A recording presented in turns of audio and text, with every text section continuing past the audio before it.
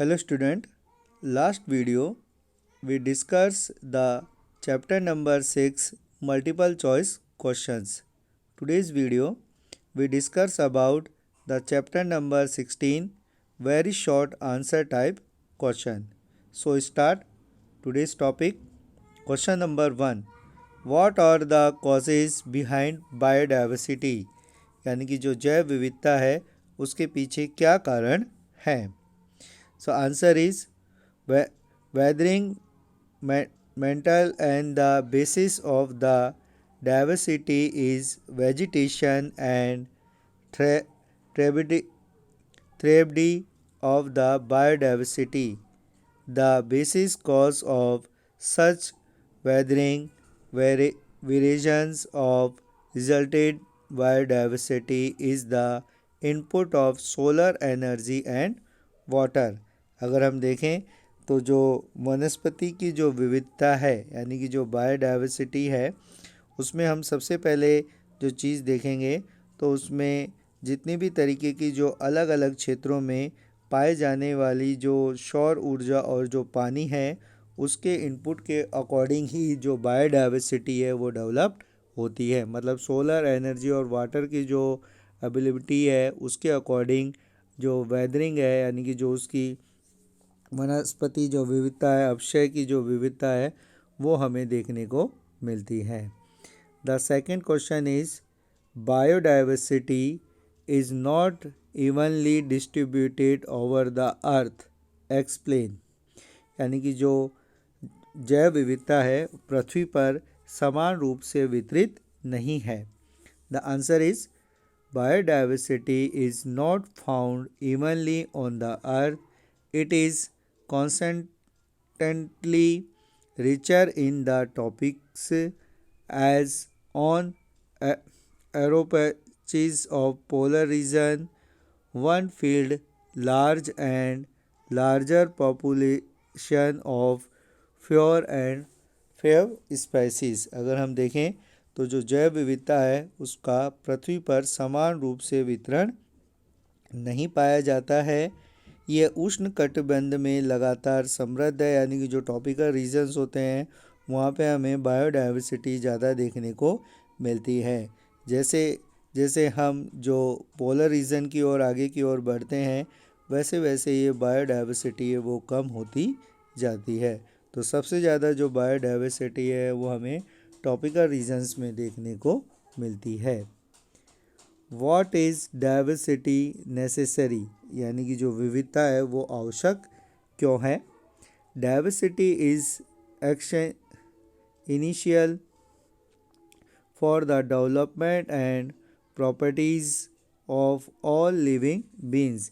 यानी कि जो सभी जीवों के विकास और समृद्धि के लिए डाइवर्सिटी यानी कि जो विविधता है वो आवश्यक होती है.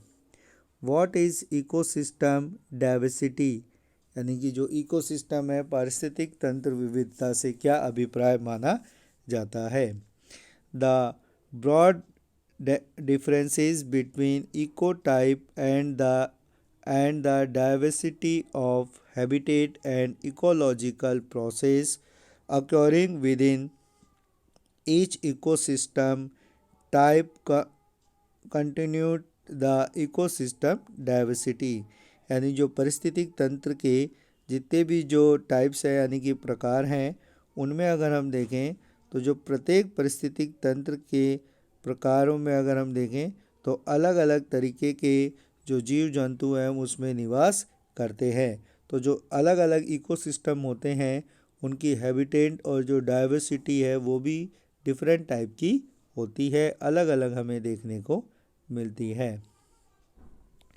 Next question is what is agro diversity. यानी कि जो हमारी कृषि विविधता क्या होती है. An important aspect of biodiversity is crop diversity. It is also called agro diversity. यानी कि जो जैव विविधता का एक महत्वपूर्ण जो पहलू है उसमें क्रॉप डाइवर्सिटी यानी कि फसल विविधता आती है जिसे एग्रो डाइवर्सिटी यानी कि उसे हम कृषि विविधता के नाम से भी जानते हैं। तो जो क्रॉप डाइवर्सिटी है उसे ही हम एग्रो डाइवर्सिटी कहते हैं। What are the in endanger endangered species, यानी कि जो लुप्त प्रजातियों से क्या अभिप्राय है। Endangered species include these species which are in danger of extinction, मतलब ऐसी प्रजातियों को इन्हें में शामिल किया जाता है जो विलुप्त होने के खतरे में हमें दिखाई देती है। इन IUCN published information about endangered species worldwide as the red list of threatened species, मतलब जो IUCN है वो इस तरीके की जो प्रजातियां होती हैं उनको रेड लिस्ट में प्रकाशित करता है कि विश्व में ऐसी कौन कौन सी स्पेसीज हैं जो इस तरीके की इंडेंजर्ड स्पेसीज में आती हैं।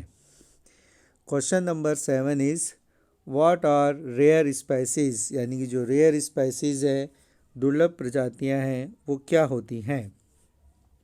Rare species are these species whose population is very small in the world, यानी कि ऐसी स्पेसीज जिनकी जनसंख्या विश्व दुनिया में बहुत कम देखने को मिलती है। They are confined is to limited areas and thinly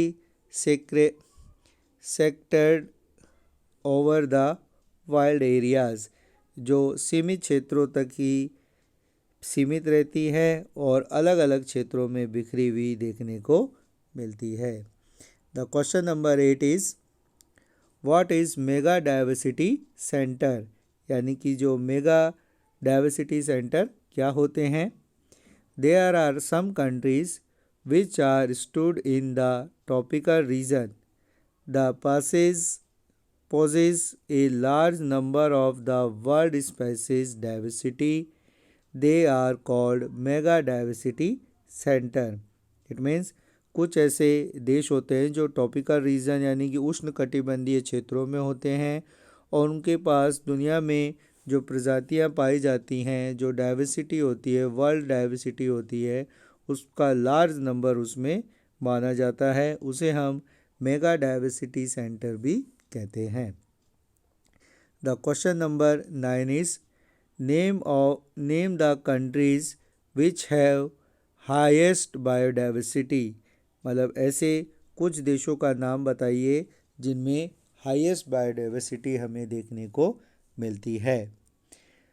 there are 12 such countries, ऐसे 12 देश हैं जिनमें हमें हाई बायोडाइवर्सिटी देखने को मिलती है। The name is Mexico, Colombia, Ecuador, Peru, Brazil, Democratic Republic of Congo, Madagascar, चीन, India, Malaysia, Indonesia and Australia is which their centre are located. ये कुछ 12 देश हैं जहाँ पे हमें जो डाइवर्सिटी है वो हाईएस्ट डाइवर्सिटी देखने को मिलती है। The question number 10 is which provision have been made under wildlife protection act 1972, यानी कि जो वाइल्ड लाइफ प्रोटेक्शन एक्ट है 1972 के तहत क्या क्या प्रावधान किए गए हैं, कौन कौन से प्रोविज़न इसमें रखे गए हैं।